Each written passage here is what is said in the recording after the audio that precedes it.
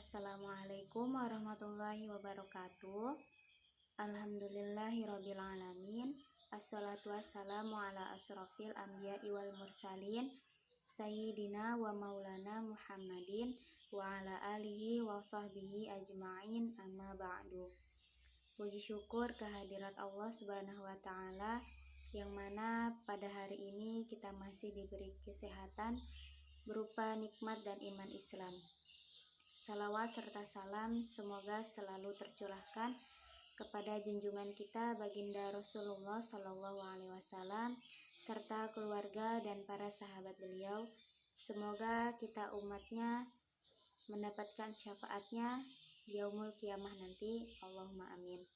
Perkenalkan, nama saya Siti Nur Aisyah, NIM 2011 20 30 54, Prodi Pendidikan Bahasa Arab Lokal 3 Semester 2. Video ini diajukan untuk memenuhi tugas ulangan tengah semester mata kuliah Metodologi Studi Islam dengan dosen pengampu Habib Anwar Al-Ansori MPD. Bismillahirrahmanirrahim. Pembahasan kita kali ini yaitu tentang pengkajian studi Islam. Studi Islam secara etimologis merupakan terjemahan dari bahasa Arab, yaitu dirasah Islamiyah. Sedangkan studi Islam di Barat dikenal dengan istilah Islamic Studies. Maka studi Islam secara harafiah adalah kajian mengenai hal-hal yang berkaitan dengan Islam.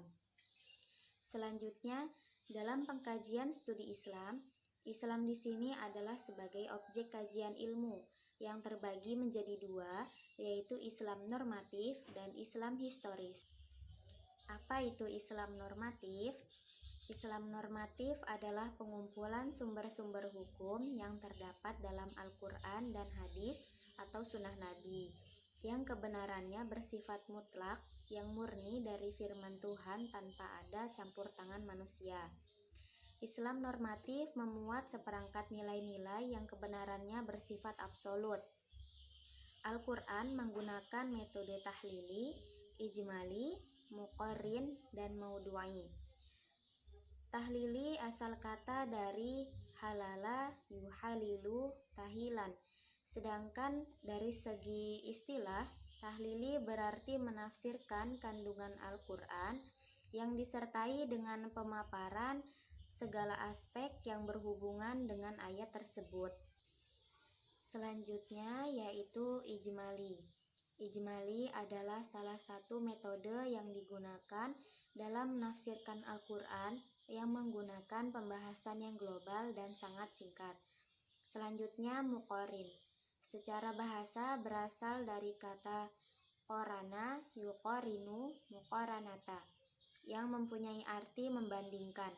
Sedangkan secara istilah, muqarrin yaitu menafsirkan ayat Al-Quran dengan membandingkan antara ayat dengan ayat atau ayat dengan hadis atau sunnah Nabi. Selanjutnya yaitu maudu'i.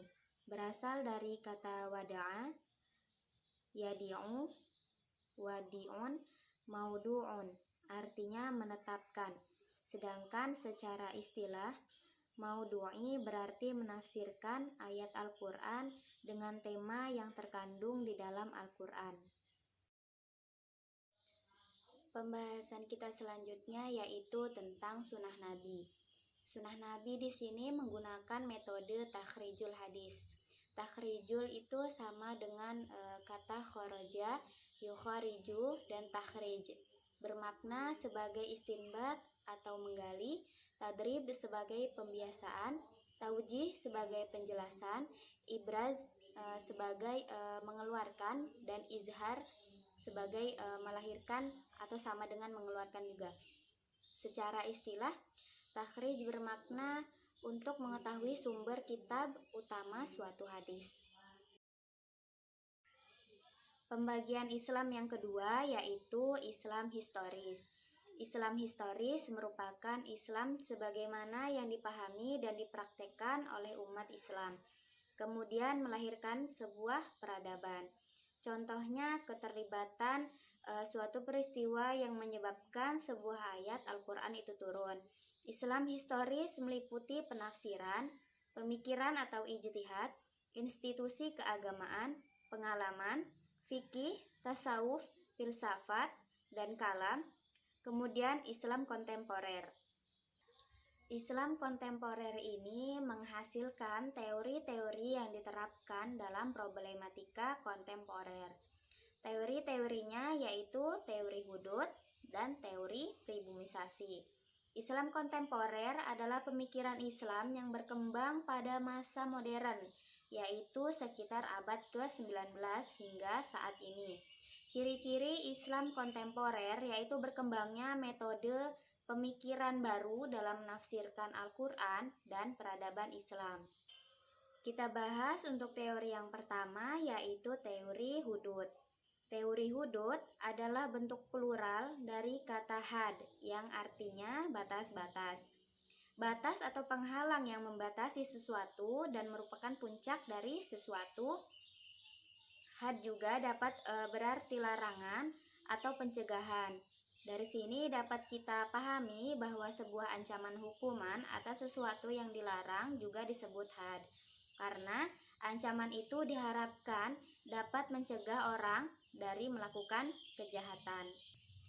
Untuk teori yang kedua yaitu teori pribumisasi.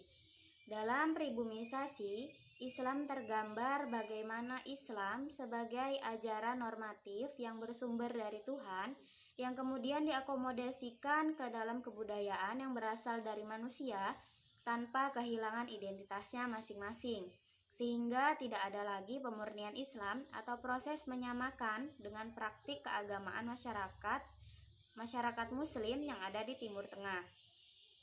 Pribumisasi Islam telah menjadikan agama dan budaya tidak saling mengalahkan, melainkan berwujud dalam pola nalar keagamaan yang tidak lagi mengambil bentuk autentik dari agama, serta berusaha mempertemukan jembatan yang selama ini melintas antara agama dan budaya. Islam historis ini memuat nilai-nilai yang relatif.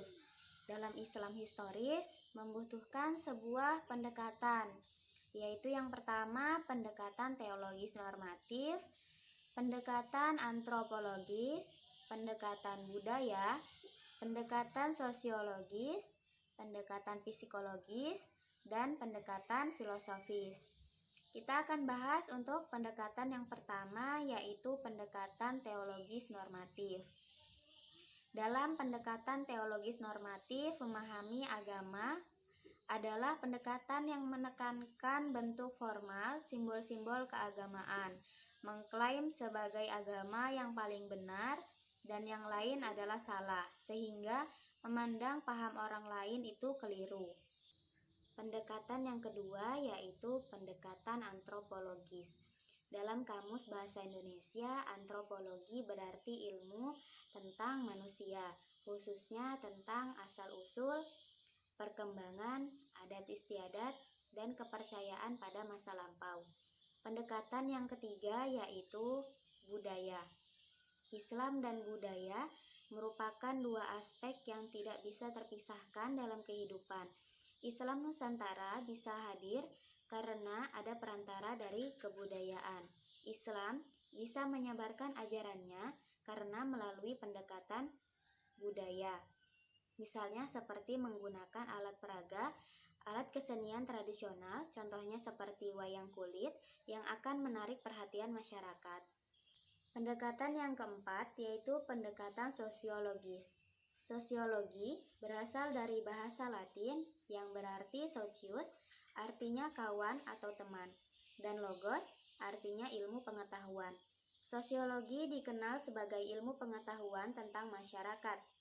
Sosiologi mempelajari masyarakat, meliputi gejala-gejala sosial, struktur sosial, perubahan sosial, dan jaringan hubungan atau interaksi manusia sebagai makhluk individu dan sosial.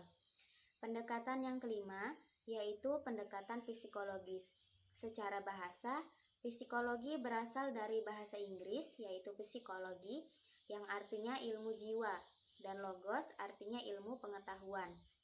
Jadi, psikologi artinya ilmu yang mempelajari tentang jiwa, baik mengenai macam-macam gejalanya, proses, maupun latar belakang. Psikologi agama merupakan ilmu yang mengkaji berbagai pengalaman keagamaan di dalam masyarakat, yaitu mencakup proses beragama, pengaruh agama terhadap perilaku manusia, gejala-gejala keagamaan, serta relasinya dengan Tuhan. Pendekatan yang keenam yaitu pendekatan filosofis. Dalam studi Islam dapat diartikan memandang dan memahami ajaran agama dengan cara memikirkannya secara mendalam, sistematis, radikal, dan universal, dengan maksud agar hikmah, hakikat, atau inti dari ajaran agama tersebut dapat dimengerti dan dipahami secara seksama. Agama yang dapat didekati secara filosofis dapat berupa ajaran-ajaran yang terdapat dalam kitab Al-Quran maupun realitasnya, seperti sholat berjamaah, puasa, ataupun bersedekah. Semua itu bertujuan agar hikmahnya tersampaikan kepada masing-masing individu maupun kelompok. Baik, itulah sedikit penjelasan dari saya. Semoga kita semua bisa paham tentang pengkajian studi Islam dan ilmunya bisa bermanfaat bagi kita semua. Sekian dari saya. Wallahu muwafiq ila aqwamit thoriq. Assalamualaikum warahmatullahi wabarakatuh.